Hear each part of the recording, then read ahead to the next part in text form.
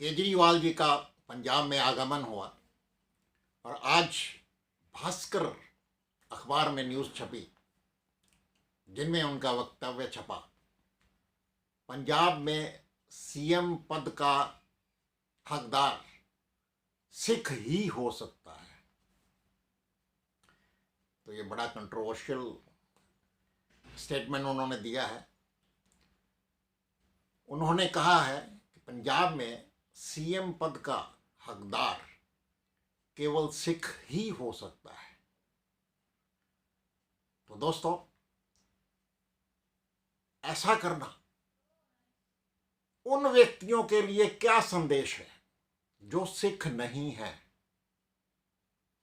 तो दोस्तों, क्या ऐसी स्टेटमेंट एक समुदाय के पक्ष में देना, पक्षपात पूर्ण स्टेटमेंट देना, जातिवादी स्टेटमेंट देना, धार्मिक भावनाओं को भड़काने वाली स्टेटमेंट देना कहां तक उचित है उस व्यक्ति के लिए जो एक संवैधानिक पद पर, मुख्यमंत्री पद पर विराजमान हो?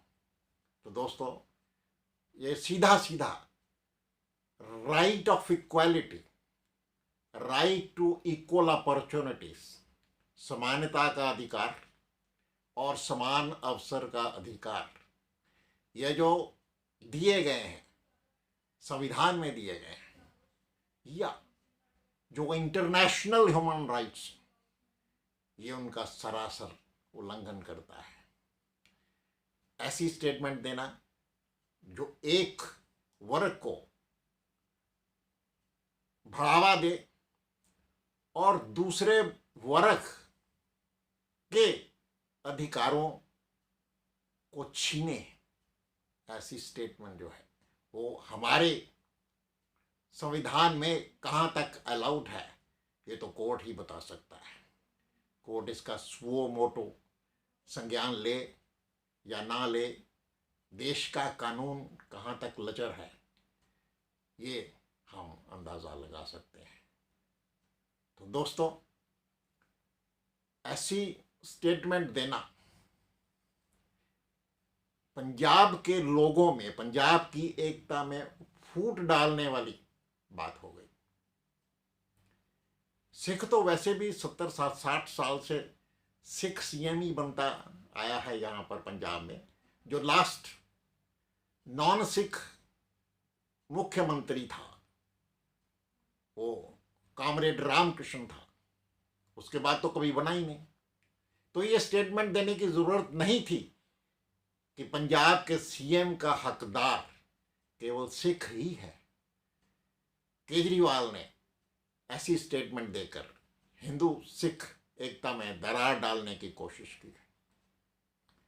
इसके लिए जो उचित सजा है वो जरूर मिलनी चाहिए।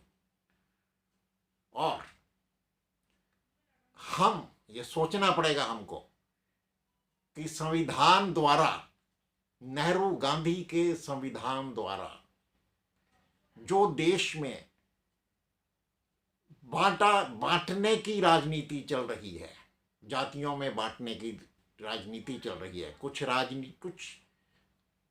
जाति के वर्गों को कांग्रेस ने अपने साथ मिला लिया, कुछ अतिरिक्त अधिकार देकर दूसरे जातियों से, जो दूसरे वर्ग के लोगों से अधिकार छीनकर कुछ जातियों और कुछ समुदायों को दे दिए गए। तो दोस्तों, इस प्रकार आपके और हमारे अधिकारों का हनन हुआ है। तो इस पर विचार करना चाहिए,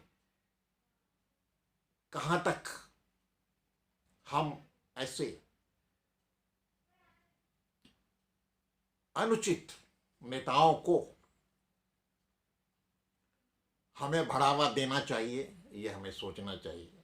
देश का भविष्य देखते हुए क्या हमें देश के भविष्य को इस प्रकार के राजनेताओं पर छोड़ देना चाहिए?